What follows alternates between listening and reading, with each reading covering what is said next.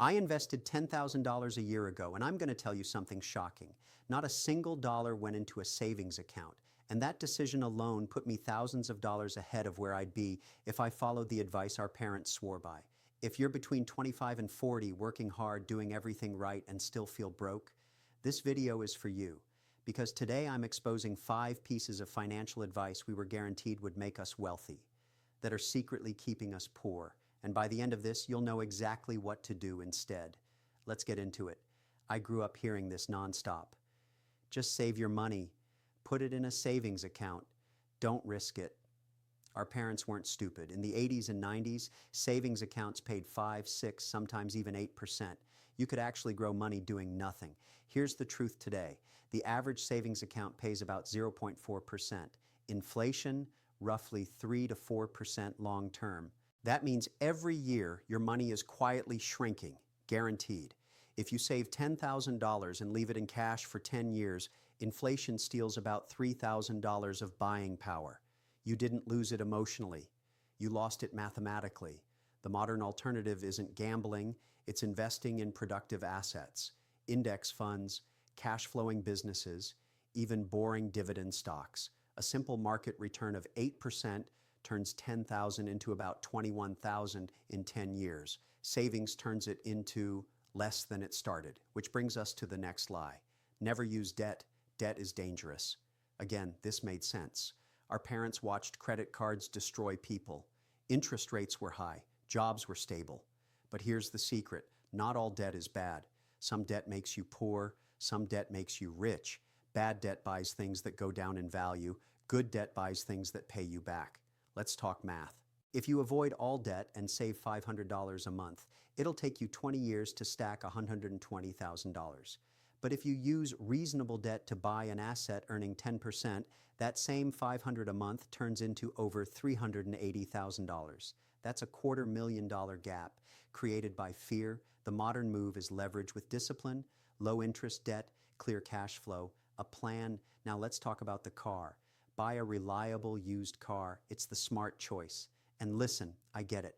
Cars are emotional. No one wants to look flashy and broke. But here's the uncomfortable truth. A car is a depreciating asset no matter what, used or new. You buy a $15,000 used car. 5 years later, it's worth maybe $6,000. That's a $9,000 loss. Now imagine instead you bought the cheapest functional car possible, $5,000, and invested the other $10,000. At 8% over 10 years, that $10,000 becomes over $21,000. The responsible car decision just cost you $15,000 in opportunity. The modern rule isn't buy used. It's minimize capital tied in liabilities. Spend less on things that don't pay you, more on things that do, which leads perfectly into the most controversial one. Get a college degree no matter what. This one hurts because it used to be true. A degree was a golden ticket. Today, it's a financial gamble. The average student loan debt is about $37,000. Many degrees earn under $50,000 a year, and wages haven't kept up. If you borrow $37,000 at 6% and pay it over 10 years, you'll pay back about $49,000. That's $12,000 in interest before investing a single dollar.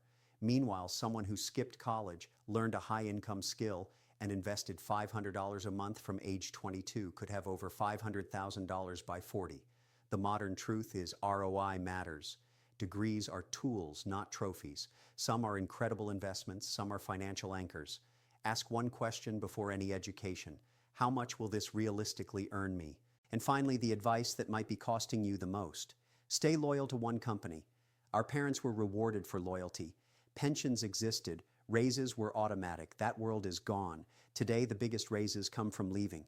Data shows job hoppers earn 20 to 30% more over a decade than loyal employees. Let's do simple math. If you start at $50,000 and get 3% raises, you're at about $67,000 in 10 years.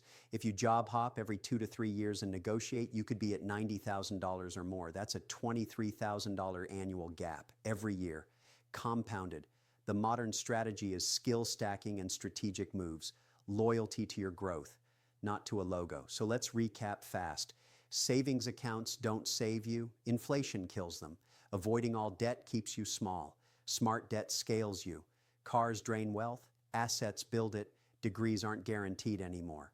ROI is everything, and loyalty without leverage is expensive.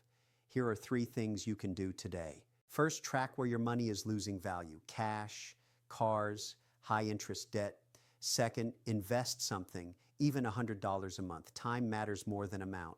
Third, increase your income before cutting more expenses. New skills beat extreme frugality every time. Now I want to know, which piece of advice did you grow up believing that you're starting to question? Drop it in the comments. If this helped you see money differently, subscribe. This channel is about the truth they never taught us. No fluff, no fake gurus. And in the next video, I'll break down exactly where that $10,000 I invested actually went, and which stock surprised me the most. You don't want to miss that.